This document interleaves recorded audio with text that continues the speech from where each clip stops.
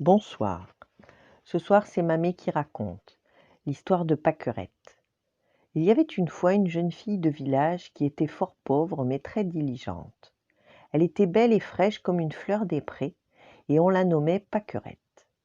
Un jour qu'elle se rendait à la ville, le prince, la trouvant fort charmante, lui envoya un serviteur qui lui porta un anneau d'or et lui demanda de se trouver ce soir auprès du gros chêne aux abords du palais. Pâquerette, pensant qu'on voulait lui donner quelque ouvrage au château, alla au rendez-vous. Mais quand le prince, subjugué par son charme, voulut la mener au palais de son père, la jeune fille n'y consentit point.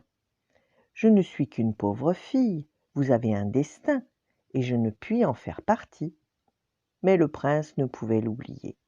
Quelques jours plus tard, il lui envoya encore un serviteur qui lui porta des souliers d'argent et lui fixa un autre rendez-vous. Mais Pâquerette, une fois encore, refusa. C'est en vain que le prince lui envoya quelque temps après une robe en or. Mais la jeune fille ne voulut même pas y jeter un regard, tant elle redoutait la colère du roi. D'ailleurs, un beau jour vint aux oreilles du roi que le prince fréquentait une pauvre fille de village. Il en fut très fâché, car lui-même avait demandé pour son fils la main d'une riche princesse d'un royaume voisin. Il convoqua son fils pour lui signifier qu'il devrait épouser la princesse étrangère et oublier sa paysanne, faute de quoi il la ferait disparaître. Le pauvre prince, pensant à la mort de sa bien-aimée, en fut si malheureux qu'il faillit en mourir de douleur. Le roi résolut alors de ne pas tarder à célébrer ses noces avec la princesse qui lui était promise.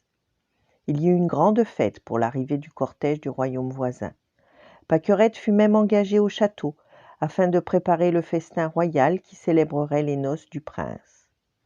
C'est dans le parc, où il cueillait des pâquerettes en pensant à sa bien-aimée, que le prince entendit une complainte fort triste qui venait des offices. Le prince reconnut la voix de son infortuné amour, et son cœur s'emballa. À la table du festin, le souverain dit « Jouons aux devinettes !»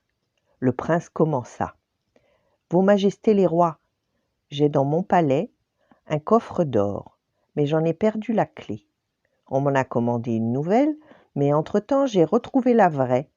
Dites-moi, laquelle dois-je garder, l'ancienne ou la nouvelle ?»« L'ancienne, bien sûr, répondirent en chœur les deux rois. »« C'est vous qui l'avez dit, sire le roi, et vous mon père, » reprit le prince en attrapant la main de Pâquerette. « Je ne puis épouser votre fille.